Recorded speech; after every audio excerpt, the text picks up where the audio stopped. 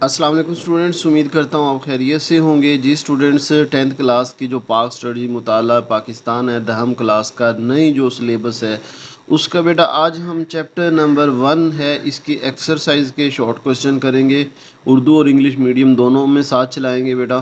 اچھا بیٹا، ایک بات میں آپ کو بتا دوں کہ جیسے ہمارے باقی سبجیکٹس میں ترتیب رہتی ہے کہ ہم اس کی ایکسرسائز کے جو کوسچن ہوں گے ان کو مارک بھی کر لیں گے، یعنی جو ایکسرسائز کے کوسچن ہیں ان کے آگے پیج نمبر لکھ لیں گے کہ اس پیج پہ یہ سوال کا جواب پڑا ہوا ہے، بک پہ بھی مارک کر لیں گے۔ اور جیسے ہم باقی سبجیکٹ میں کرتے ہیں، کیمسٹری فزکس وغیرہ والے جو ہمارے چینل پہ اپلوڈ ہو رہے ہیں، اس میں جیسے ابھی یہ اللہ تعالیٰ کی حاکمیت ہے زیادہ بڑا لکھا ہوا ہے، یا اسی طرح یہ والے کوسچن ہے جمہوریت، یہاں ذرا مشکل لکھا ہوا ہے۔ سارے کوسچن ہی کچھ کچھ کو ہم ذرا سا آسان کر لیتے ہیں کہ ہمارے مارکس بھی 2 میں سے 2 آ جائیں اور ہمارا جو ہے نا اس کو یاد کرنا بھی آسان ہو جائے۔ تو بعض سوال کو ہم اس طرح کریں گے، یعنی بک پہ مارک کر لیں گے۔ بعض بچے کہتے ہیں نہیں سر ہم نے کرنا ہی بک سے، ان کے لیے ہم نے پراپر مارکنگ کر لی ہے کہ یہاں سے یہاں تک اس کا آنسر بنتا ہے۔ لیکن ہم اپنے لیے، یعنی جو اپنے لیے سے مراد ہے، بچے میرے چینل پہ اسی لیے آتے ہیں کہ سر یاد کرواتے ہیں، تو ہم نے کچھ سوالوں کو، ساروں کو نہیں کچھ سوالوں کو مطلب جہاں مشکل لفظ لگ رہے ہیں یا ایکسٹرا چیزیں لگ رہی ہیں ان کو ہم نے چھوٹا بھی کر لیا ہے۔ میرے خیال میں ہماری بات بالکل کلیئر ہو گئی ہے کہ اس ویڈیو کے اندر ہم کیا کرنے جا رہے ہیں۔ جو نئی پاک اسٹڈیز کی بک ہے اس کی جو ایکسرسائز کے کچھ شارٹ کوسچنز ہیں ان کو کمپلیٹ کریں گے اس ویڈیو کے اندر، اردو اور انگلش میڈیم دونوں کے اندر۔ اور بیٹا آپ کو ایک اور چیز ایڈ کر دوں میں، جو آپ کا بورڈ کا پیپر ہوگا پاک اسٹڈیز کا اسلامیات کی طرح، اس میں بھی 100 نمبر کے ہوں گے، 100 نمبر کا پیپر ہوگا۔ اور جو شارٹ کوسچن ہوگا بیٹا، سب سے زیادہ پورشن شارٹ کوسچن کا ہوتا ہے، یہ آپ کا 50 نمبر کے شارٹ ہوں گے، صرف 50، مطلب صرف 50، 100 نمبر کا ٹوٹل پیپر ہے اور 50 نمبر کے شارٹ ہیں۔ اور یہ راول پنڈی بورڈ کا پیپر ہے، مطلب سب بورڈ کے ایک ہی پیپر ہیں، ان کا پیٹرن ایک ہی ہے، بس یہ میرا جو اسی سال 100 نمبر کا پیپر ہوا ہے۔ تو اس میں بیٹا زیادہ تر تو ہیں ایکسرسائز کے ہیں، لیکن ہمیں پھر بھی تھوڑے بہت ایڈیشنل کرنے پڑیں گے، وہ ہم پھر چیپٹر وائز کر لیں گے، لیکن مین فوکس ہمارا ایکسرسائز پہ ہی رہے گا۔ تو بیٹا بغیر ٹائم ویسٹ کیے شروع کرتے ہیں۔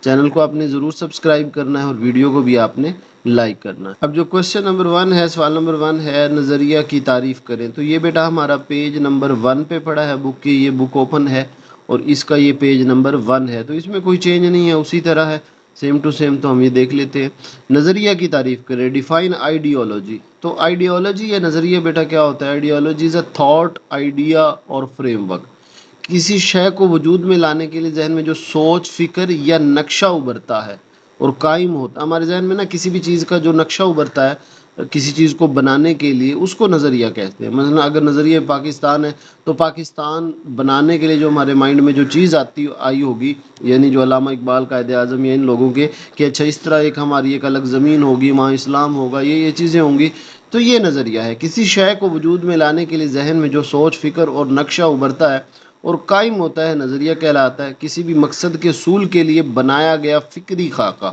یعنی نظریے کی تعریف میں بیٹا آپ نے یہ جو انڈر لائن میں نے لفظ کیے ہیں یہ ضرور آپ نے انٹر کرنے ہیں، کہ یہ ایک بلو پرنٹ ہوتا ہے، ایک پلان ہوتا ہے، ٹھیک ہے، یعنی جو ہمارے ذہن میں ایک فکری خاکہ بنتا ہے کسی بھی چیز کے حصول کے لیے، اس کو ہم نظریہ بولتے ہیں، ٹھیک ہے۔ کسی جگہ کو وجود میں لانے کے لیے جو سوچ ہے، فکر ہے، نقشہ ابھرتا ہے اور قائم ہوتا ہے ہمارے مائنڈ میں، اس کو ہم کیا بولتے ہیں؟ نظریہ۔ یا نظریے کی دوسری ڈیفینیشن یہ بھی ہو سکتی ہے کہ کسی بھی مقصد کے حصول کے لیے بنایا گیا ایک فکری خاکہ، یعنی جیسے قائد اعظم نے پاکستان، علامہ اقبال نے کہا تھا کہ جو انڈیا کے یعنی برصغیر کے جو جنوبی علاقے ہیں، مطلب جن میں یہی پاکستان آ رہا تھا، تو اس وقت انہوں نے کہا کہ یہ والے علاقے جو ہیں یہ پاکستان ہونے چاہیے، تو وہ ایک فکری خاکہ تھا اور وہ پھر یہ نظریہ کہلایا، ٹھیک ہے۔ تو بک پہ بھی بیٹا ایز اٹ از ہے۔ ویسے تو مطلب میں جہنون آپ کو بتاؤں تو یہ ایک ہی ڈیفینیشن ہمیں کرنی ہے، لیکن وہ ایک شارٹ بالکل چھوٹا ہو رہا تھا، تو میں نے کہا چلو اس کو 2 ڈیفینیشن ایڈ کر لو، ورنہ تو ایک ڈیفینیشن بھی، کیونکہ ایک ڈیفینیشن کرنی ہوتی ہے نا ہمیں، تو یہ 3 لکھی ہوئی ہیں، کوئی سی ایک آپ کر سکتے ہو، لیکن بہتر ہے یہ 2 ہو جائیں گی، پراپر شارٹ کوسچن ہو جائے گا۔ بیٹا کلیئر ہوگی بات ہماری؟ نظریے کی تعریف کیا ہے؟ کسی شے کو وجود میں لانے کے لیے ذہن میں جو سوچ، فکر اور نقشہ ابھرتا ہے اور قائم ہوتا ہے، نظریہ کہلاتا ہے۔ کسی مقصد کے حصول کے لیے بنایا گیا ایک فکری خاکہ نظریہ کہلاتا ہے۔ اگلے سوال کی طرف جاتے ہیں جی ہم. نیکسٹ بیٹا کوشچن ہے ہمارے پاس، نظریہ پاکستان سے کیا مراد ہے؟ اب اس کا آنسر جو ہے وہ ہمارا پیج نمبر 2 پہ پڑا ہوا ہے، تو پیج نمبر 2 پہ آ جائے. یہ نظریہ پاکستان کی ڈیفینیشن لکھی ہے جو بک سے کرنا چاہتے ہیں. اب ہم اپنا کر لیتے ہیں، یہ میرے خیال میں سیم ہی ہے، میں نے چینج نہیں کیا. میں نے کوشش کی ہے بک سے چینج نہ کروں، کیونکہ اکثر بچے بک سے تیار کرتے ہیں. تو what is meant by the ideology of Pakistan, نظریہ پاکستان سے کیا مراد ہے؟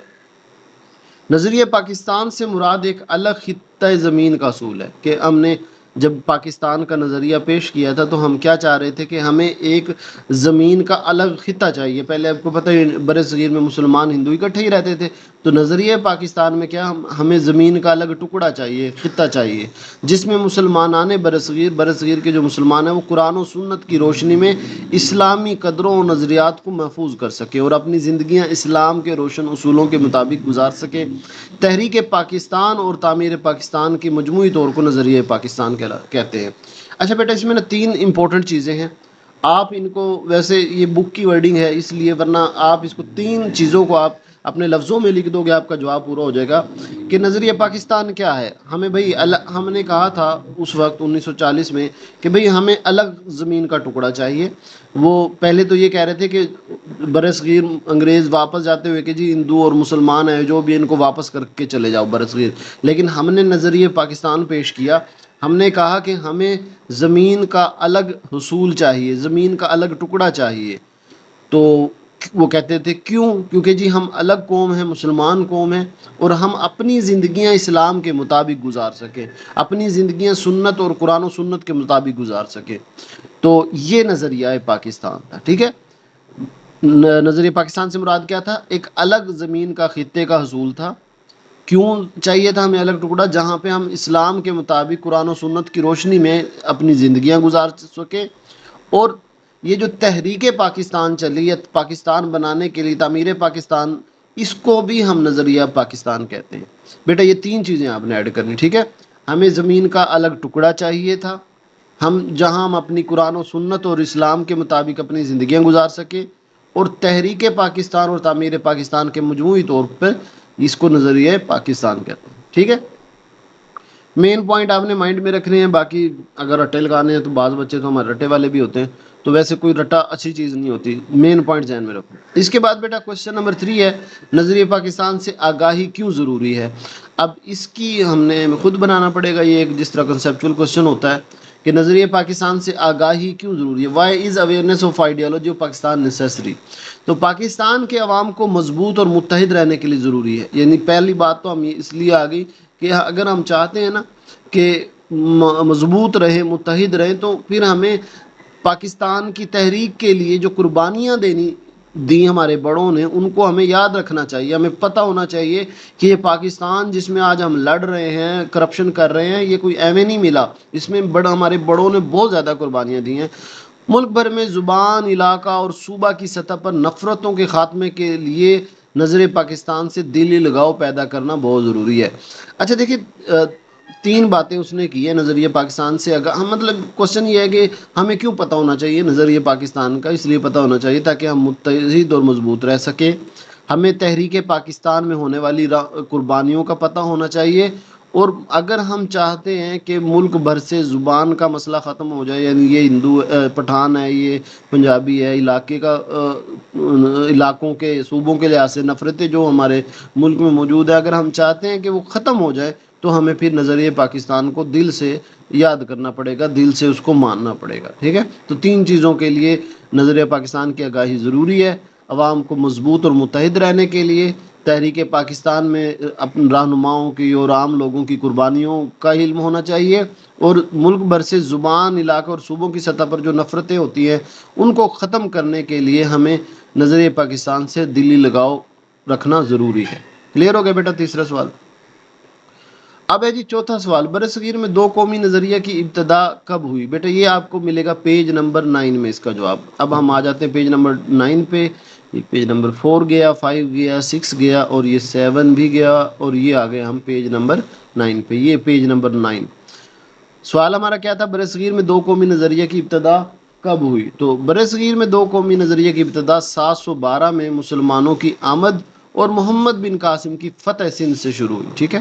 یعنی نیکسٹ جو ہمارا چوتھا سوال کیا ہے کہ when did the two nation theory begin in the sub continent, بر صغیر میں دو قومی نظریے کی ابتدا کب ہوئی؟ تو جب 712 میں مسلمانوں کی آمد ہوئی، یعنی 712 712 سے پہلے بر صغیر میں مسلمان نہیں تھے، تو محمد بن قاسم نے 712 میں سندھ کو فتح کیا اور مسلمان پھر وہاں آ گئے، تو اسی وقت دو قومی نظریے کی ابتدا ہو گئی۔ بیٹا اس میں نا آپ نے 712 میں لکھنا ہے، اردو والی سائڈ میں، یہ ضروری ہے کیونکہ اس نے کہا تھا کب ہوئی، تو 712 لکھنا بہت ضروری ہے، یعنی سن جیسے اب 2026 چل رہا ہے نا، تو اب اس کو دیکھ لیں 712 میں محمد بن قاسم نے اس کو برصغیر کو فتح کیا تھا، سوری سندھ پہ حملہ کیا تھا اور سندھ کو فتح کیا تھا، تو مسلمانوں کی پھر آہستہ آہستہ آمد شروع ہو گئی یہاں برصغیر میں اور مسلمان بن گئے، تو وہ کہتے ہیں کہ اسی وقت دو قومی نظریے کی ابتدا ہو گئی تھی، ٹھیک ہے۔ برصغیر میں دو قومی نظریے کی ابتدا کب ہوئی؟ 712 میں برصغیر میں دو قومی نظریے کی ابتدا مسلمانوں کی آمد اور محمد بن قاسم کی فتح سندھ سے ہوئی۔ اب نیکسٹ کوشچن کی طرف چلتے ہیں جی۔ کوشچن نمبر 5 کا آنسر بیٹا آپ کو ملے گا، نظریہ پاکستان کے عناصر میں عقائد سے کیا مراد ہے؟ یہ آپ کو پیج نمبر 4 پہ اس کا جواب ملے گا، آپ بھی اسی طرح لکھ لیں تاکہ آپ کو ڈھونڈنے میں آسانی ہو۔ تو پیج نمبر 4 پہ ہم آ گئے جی، یہ پیج نمبر 4 ہے۔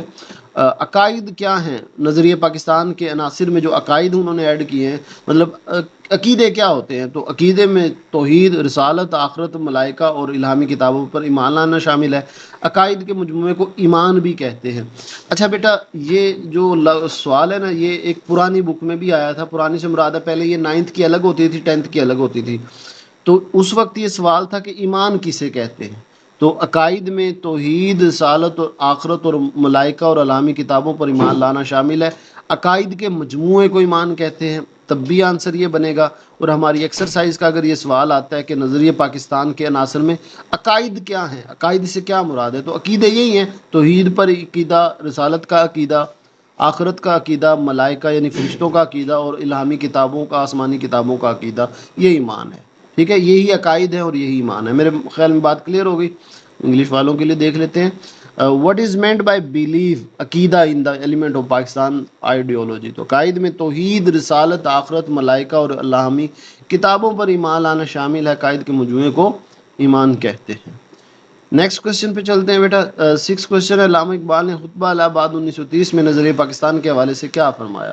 تو اس کا آنسر آپ کو بیٹا پیج 7 پہ ملے گا، پیج 7 پہ چلے جاتے ہیں، یہ 5 گیا، 6 گیا اور یہ ہمارا 7 آ گیا۔ اگر بیٹا جو بک پہ مارک کر رہے ہیں وہ اس طرح مارک کر لیں کہ دیکھیں پہلی لائن ایڈ کر لیں اور پھر یہ جو انورٹڈ کوما میں یہ ایڈ کر لیں کہ قائد اعظم، اچھا قائد اعظم والا ہے، علامہ اقبال والا ہے، سوری علامہ اقبال والا ہے، وہ پھر یہاں سے یہاں تک یہ والا آنسر بنے گا، ٹھیک ہے، یہ آنسر بنے گا، سوری وہ قائد اعظم والا بھی ایکسرسائز کرنا، تو یہ ای ایکس لکھا ہوا ہے بیٹا، اس کا مطلب ایکسرسائز شارٹ کوشچن نمبر 6 یا 5 اس طرح ہے، ٹھیک ہے۔ تو ہاں جی، علامہ اقبال نے خطبہ الہ آباد 1930 میں نظریہ پاکستان کے حوالے سے کیا کہا؟ آپ نے فرمایا سے لے کے کر رہا ہوں یہاں تک کر لیں اس کو۔ اب ہم انگلش اردو میڈیم میں اس کو دیکھ لیتے ہیں کیا کہتا ہے کہ علامہ اقبال نے خطبہ الہ آباد 1930 کے ذریعے مسلمانوں کے لیے الگ ریاست کا مطالبہ کیا۔ اچھا بیٹا یہ سوال آپ نے 7ویں 8ویں میں پڑھا ہوگا، بڑا مشہور ہے، یعنی الہ آباد ایک علاقہ ہے انڈیا کا، وہاں پہ 1930 میں ایک جلسہ ہوا تھا بہت بڑا مسلم لیگ کا، تو اس میں جو علامہ اقبال نے خطبہ دیا تھا، علامہ اقبال نے اپنی سپیچ کی تھی، تو کوشچن یہ ہے کہ کیا کہا تھا علامہ اقبال نے؟ تو سب سے پہلے اس خطبے میں علامہ اقبال نے الگ ریاست، الگ ملک کا مطالبہ کیا تھا، جہاں ہم انہوں نے کہا کہ جہاں ہم اپنے مذہب اور ثقافت کے مطابق زندگی گزار سکیں۔ پھر ان کے یہ ورڈ ہے، آپ نے فرمایا، یہاں سے شروع ہو رہا ہے، مجھے ایسا نظر آتا ہے کہ اور نہیں تو شمال مغربی ہندوستان، بیٹا یہ جو شمال مغربی ہندوستان ہے نا، یہ ہمارا پاکستان کا علاقہ بنتا ہے اس طرح، یہ جو شمال مغربی پاکستان ہے یہ ہمارے، یہ انڈیا کا، یعنی یہ کہہ لو کہ یہ انڈیا ہے نا، تو یہ پاکستان ہے، تو انڈیا کا شمال مغربی حصہ، یعنی یہی علاقوں کی بات کر رہے تھے اس وقت، اور پھر 1947 میں یہی علاقے پاکستان بنے، کہ مجھے ایسے نظر آتا ہے کہ اور نہیں تو شمال مغربی ہندوستان کے مسلمانوں کو بالآخر ایک اسلامی ریاست قائم کرنا پڑے گی، اگر ہم چاہتے ہیں کہ اس ملک میں اسلام بحیثیت تمدنی قوت زندہ رہے، تو اس کے لیے ضروری ہے کہ وہ ایک مخصوص علاقے میں اپنی مرکزیت قائم کرے۔ میں صرف ہندوستان میں اسلام کی فلاح و بہبود کے خیال سے ایک منظم ریاست اسلامی ریاست کے قیام کا مطالبہ کر رہا ہوں۔ میرے خیال میں لفظ سمجھ آ رہے ہیں، لیکن میں پھر بھی ایک ایک لائن بتا دیتا ہوں۔ پہلی لائن میں کیا کہہ رہا ہے کہ یہ علاقہ جو ہے شمال مغربی ہندوستان کے مسلمانوں کو، وہ یعنی اس وقت تو پاکستان نہیں تھا، تو یہ جو پاکستان میں علاقے آ رہے ہیں شمال مغربی ہندوستان، مسلمانوں کو بالآخر ایک اسلامی ریاست قائم کرنا پڑے گی۔ اگر ہم چاہتے ہیں کہ اس ملک میں اسلام کو تمدنی قوت زندہ رکھنا چاہتے ہیں، یعنی ایک تمدن کے طور پہ، ایک مذہب کے طور پہ اگر زندہ رکھنا چاہتے ہیں تو یہ ضروری ہے کہ ایک مخصوص علاقے میں اپنی مرکزیت قائم کرے۔ مرکزیت مطلب اپنا مرکز، ایک ملک قائم کرے۔ میں صرف ہندوستان میں اسلام کی فلاح و بہبود کے خیال سے ایک منظم اسلامی ریاست کا مطالبہ کرتا ہوں، یعنی ایک ملک کا الگ جو منظم و ضبط ہو، جس میں اس کا مطالبہ کرتا ہوں۔ ٹھیک ہے جی، تو یہ ہمارا چھٹا کوشچن ہو گیا بیٹا۔ ساتواں ہے عقیدہ رسالت کی تعریف کرے۔ یہ آپ کو پیج نمبر 7 پہ مل جائے گا، سوری 5 پہ، پیج نمبر 5 پہ۔ تو یہ پیج نمبر 5 آ گیا۔ اب عقیدہ رسالت، یہ بیٹا ہمارا عقیدہ رسالت پڑا ہوا ہے یہاں پہ، یہ کوشچن نمبر 7 یہاں سے یہاں تک سٹارٹ ہو رہا ہے، ذرا بڑا لکھا ہوا ہے۔ تو عقیدہ رسالت میں دیکھ لو آپ نے بیٹا لکھنا کیا ہے۔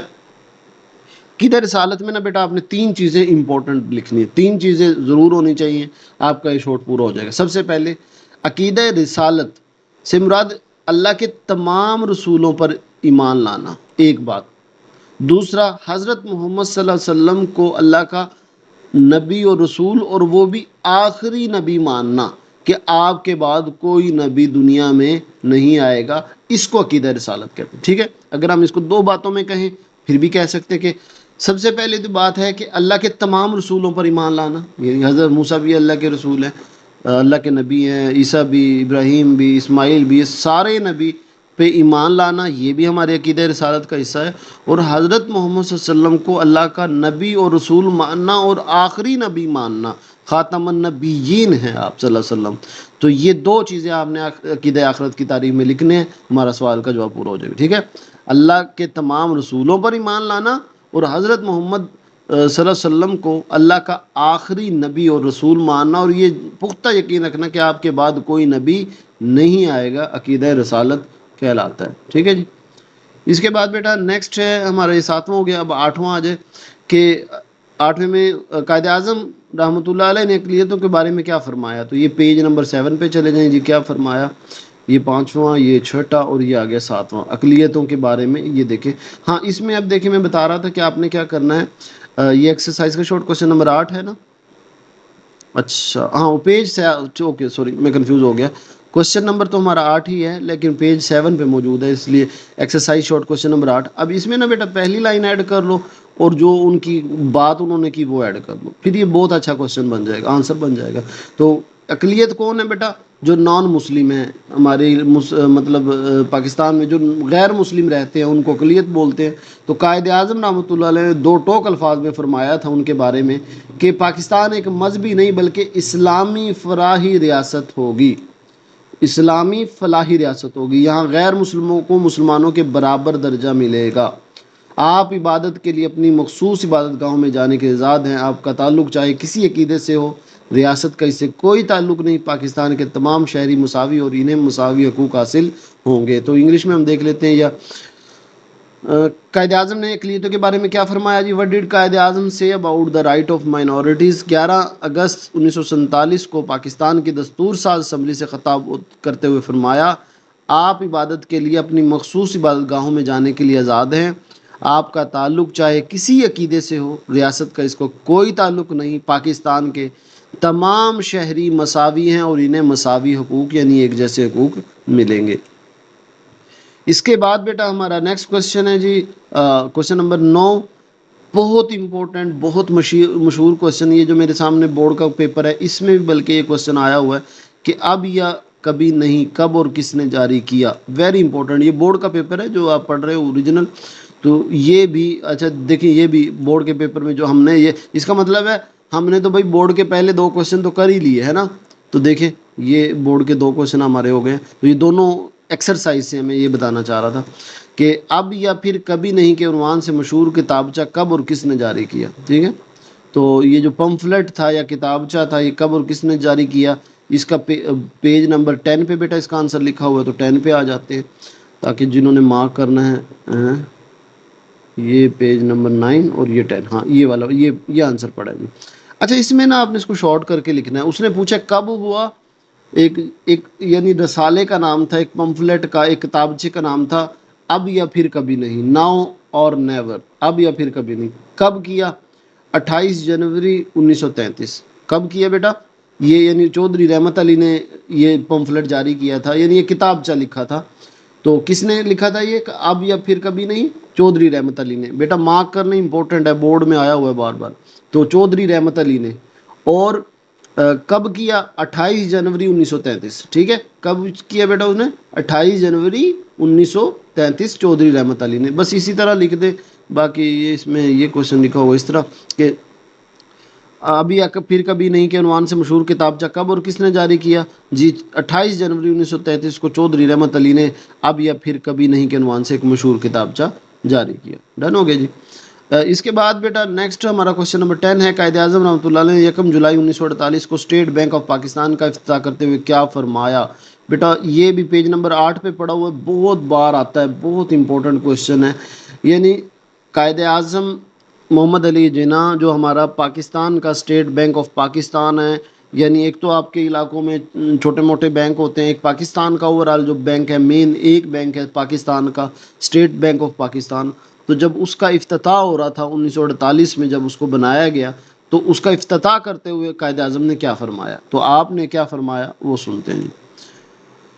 قائد اعظم نے 1 جولائی 1948 کو قائد اعظم نے اسٹیٹ بینک کا افتتاح کرتے ہوئے فرمایا، مغرب کا جو معاشی نظام ہے، یعنی جو انگریز لوگ تھے، مغرب کا نظام تھا، انسانیت کے لیے ناقابل حل مسائل پیدا کر رہا ہے۔ ظاہر سود کا نظام ہے وہاں بہت زیادہ، تو انسانیت کے لیے مسائل پیدا کر رہا ہے۔ یہ لوگوں کے درمیان انصاف قائم کرنے میں ناکام رہا ہے۔ ہمیں دنیا کے سامنے ایک ایسا معاشی نظام پیش کرنا ہے، ایک تو جو اسلام کے تصورات کے مطابق ہو اور سماجی اصولوں پر مبنی ہو۔ تو یہ 3-4 پوائنٹ ہے بیٹا۔ قائد اعظم نے کیا فرمایا اسٹیٹ بینک کا افتتاح کرتے ہوئے؟ آپ نے فرمایا کہ جو مغرب کا معاشی نظام ہے، انسانیت کے لیے ناقابل حل مسائل پیدا کر رہا ہے، ایک بات۔ دوسری، وہ لوگوں میں انصاف کرنے میں ناکام رہا ہے، انصاف نہیں کر پا رہا۔ پھر تیسری بات، ہمیں دنیا کے سامنے ایک ایسا معاشی نظام پیش کرنا چاہیے جو اسلام کے صحیح تصور مساوات پر قائم ہو، اور جو سماجی اصول یعنی معاشرے میں انصاف کے اصولوں پر بھی مبنی ہو، یعنی انصاف بھی کرے جو، ٹھیک ہے۔ تو یہ ہمارا ہو گیا سوال نمبر 10، ٹھیک ہے۔ اب آ جائیں جی کوشچن نمبر 11 پہ۔ اب یہ کوشچن نمبر 11 بیٹا آپ کا پڑا ہے پیج نمبر 6 پہ، مساوات کے متعلق اللہ تعالیٰ کا فرمان۔ تو یہ آ گیا پیج 6۔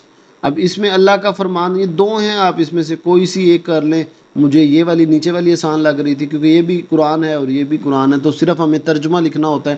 اچھا بیٹا ویسے میں آپ کو بتا رہا ہوں، اگر ترجمے کے ساتھ اس کا ریفرنس لکھ دو گے تو بہت اچھا امپیکٹ پڑتا ہے۔ مطلب کوشچن کیا ہے کہ مساوات کے متعلق اللہ تعالیٰ کا فرمان لکھیں۔ تو ہم اگر یہ اس طرح کہہ دیں کہ سورہ حجرات آیت نمبر 13 کے مطابق اللہ نے 13 میں اللہ تعالیٰ نے فرمایا، اے لوگوں بے شک ہم نے تجھے اس طرح، ٹھیک ہے، مطلب یہ ایسے کہ مساوات کے متعلق اللہ تعالیٰ کا فرمان لکھیں۔ اللہ تعالیٰ نے مساوات نسل انسانی کا درد دیتے ہوئے، یا یہ نہ بھی لکھیں، اللہ تعالیٰ نے سورہ حجرات کی آیت 13 میں یوں ارشاد فرمایا، کیا فرمایا؟ اے لوگو بے شک ہم نے تمہیں ایک مرد اور ایک عورت سے پیدا کیا۔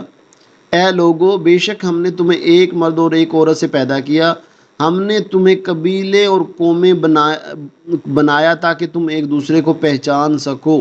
بے شک اللہ کے نزدیک تم زیادہ عزت والا وہ ہے جو تم زیادہ پرہیزگار ہے۔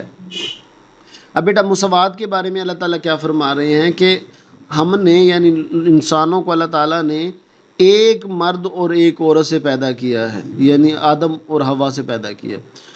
اور یہ جو تم نے قومیں اور قبیلیں بنائی ہیں، اللہ نے یہ قومیں اور قبیلوں کا جو تمہارے اندر سسٹم بنایا ہے، یہ صرف پہچان کے لیے بنایا ہے۔ کوئی بڑی قوم کا زیادہ عزت والا نہیں ہو جاتا، کوئی چھوٹی قوم کا زیادہ عزت والا نہیں ہو جاتا، بلکہ یہ تو اللہ تعالیٰ نے کس لیے بنائے ہیں؟ صرف پہچان کے لیے بنائے ہیں۔ تو اللہ کے نزدیک عزت والا کون ہوگا؟ جو تم میں زیادہ پرہیزگار ہوگا، ٹھیک ہے۔ تو یہ ہمارا سوال نمبر 11 ہو گیا۔ اس کے بعد سیکنڈ لاسٹ کوسچن ہے، جمہوریت کی تعریف کریں جی۔ یہ بیٹا آپ کا آنسر پڑا ہوا ہے پیج نمبر 7 کے اوپر، 7 پہ چلے جاتے ہیں۔ جمہوریت یہ یہاں سے لے کے یہاں تک زیادہ بڑا بن رہا ہے، اس کو بھی میں نے تھوڑا سا چھوٹا کیا ہے۔ جمہوریت کی تعریف، ڈیفائن ڈیموکریسی، تو جمہوریت کا مطلب ہے عوام کی حکومت۔ بیٹا جمہوریت کس کو بولتے ہیں؟ عوام کی حکومت، ایک لفظ یہ لازمی بات ایڈ کریں۔ جمہوریت کہتے ہیں، جمہور کہتے ہیں اصل میں فارسی زبان میں عوام کو، تو جمہوریت کسے بولیں گے؟ عوام کی حکومت۔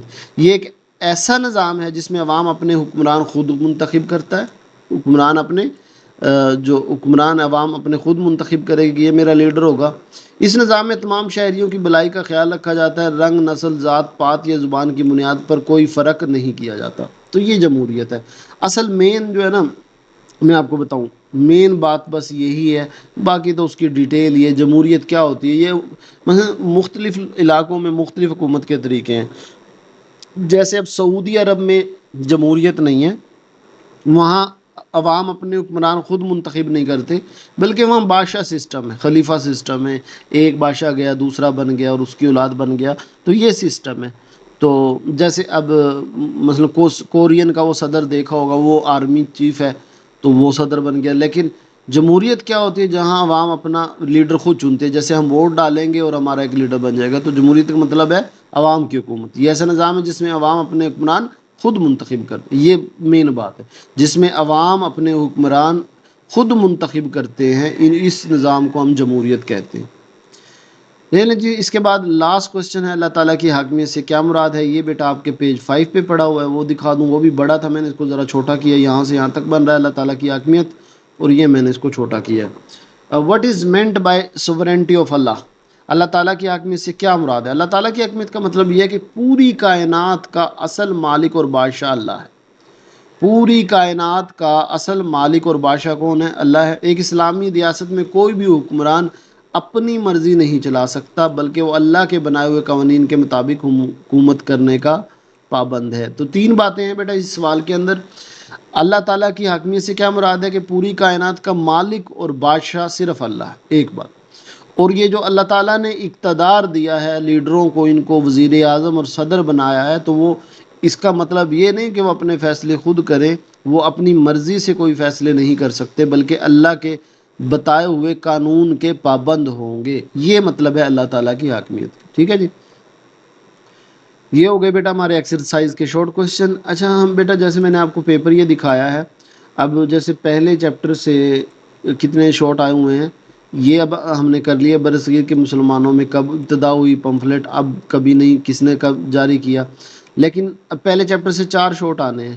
یہ جو شارٹ نظر آ رہا ہے اب یہ بھی انٹرنل شارٹ ہے، قانون کے 2 یہ بھی انٹرنل شارٹ ہے، ٹھیک ہے۔